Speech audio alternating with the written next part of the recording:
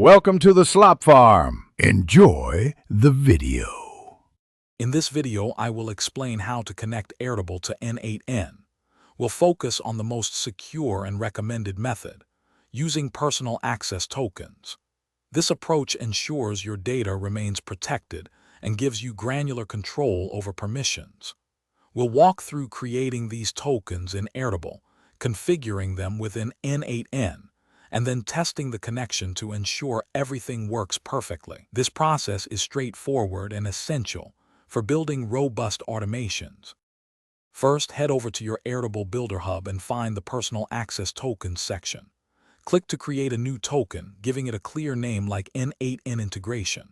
It's crucial to add the correct scopes such as data, records, read, and data, records, write to define its permissions. Then grant access to the specific Airtable bases your workflow will interact with. Once generated, copy this token right away. It's a one-time display, so save it securely. Now, switch to your n8n workflow editor. Add an Airtable node to your canvas. Inside this node, locate the Credentials section and select Create New Credential. Ensure Access Token is chosen as your connection method. Carefully paste the personal access token you just copied from Airtable into the access token field. After pasting, click Save to securely store these credentials within n8n, making them available for all your Airtable nodes. With your credentials saved, it's time to test the connection. In your Airtable node, select the specific base and table you wish to interact with. For a simple test, choose an operation like List Records.